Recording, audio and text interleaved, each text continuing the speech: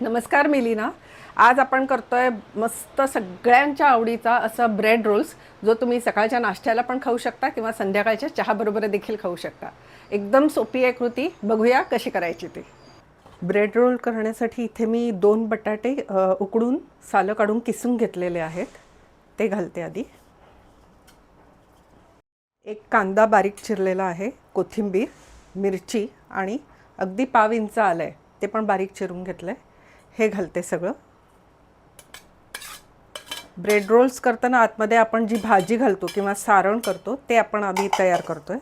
आता याच्यामध्ये मी घालणार आहे थोडीशी धणेपूड, जिरेपूड, चाट मसाला, तिखट, हळद आणि थोडी काळी मिरी पूड आणि अर्थातच सगळ्यात शेवटी चवीनुसार मीठ.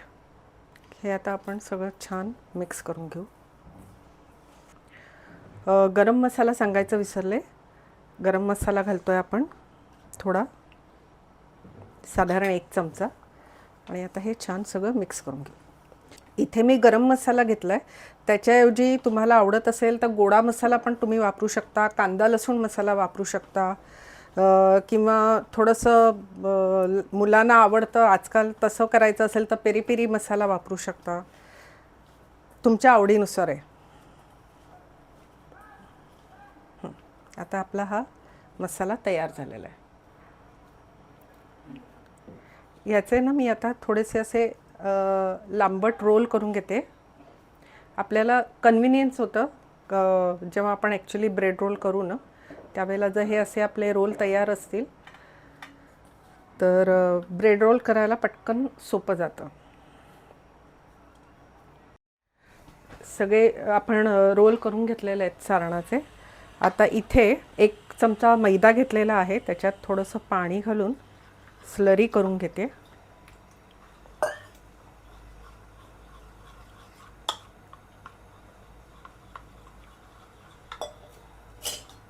स्लरी झालेली आहे. हे ब्रेड क्रम्स करून घेतलेले आहेत. आता ब्रेड स्लाइस घेतलेले आहेत, त्याचे आपण कडा काढून घेऊ.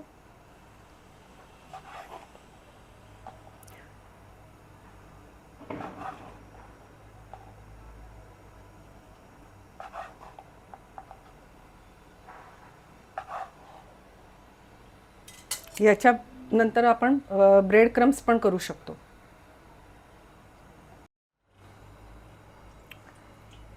पाण्यात भिजवून घ्यायचं आहे ब्रेडचा स्लाइस आणि दाबून घ्यायचं आहे. त्यातलं पाणी काढून टाकायचं. त्याच्यामध्ये आता आपण जो तयार केलेला सारणाचा रोल होता तो ठेवते आणि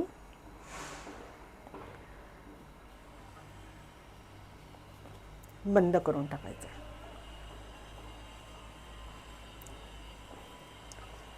आणि छान सगळीकडनं व्यवस्थित तो रोल बंद झाला पाहिजे.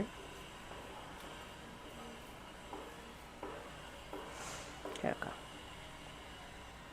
आता इथे मी ही जी स्लरी करून घेतलेली आहे त्या स्लरीत घालते आणि ब्रेड क्रम्समध्ये आपण ते फिरवून घेऊ. म्हणजे सगळीकडे ब्रेड क्रम्स छान कोट होतील. आणि असा आपला हा आत्ता बेसिक रोल तयार आहे. असे मी सगळे करून घेते.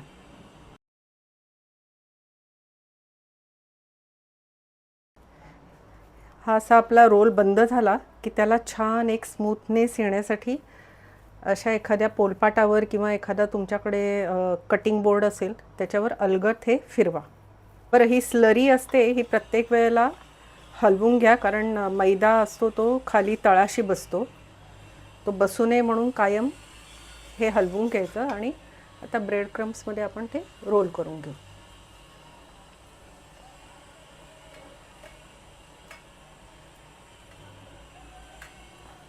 इथे तेल ठेवलेलं होतं ऑलरेडी गरम करायला.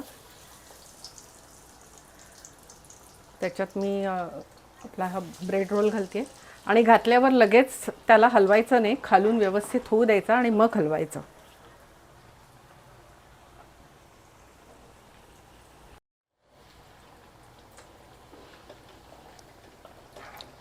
ब्रेड असल्यामुळे फार वेळ लागत नाही.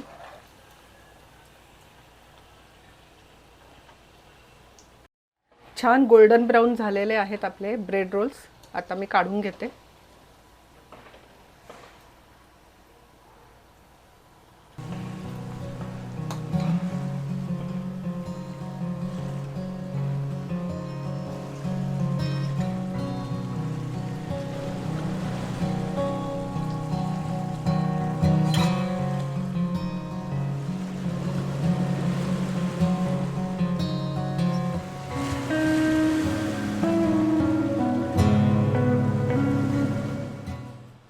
आहे की नाही मुलांसाठी आणि इवन आपल्यासाठी पण अशी मस्त चटपटीत अशी ही डिश नक्की ट्राय करा.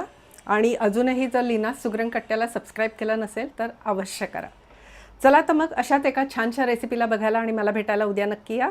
तोपर्यंत बाय.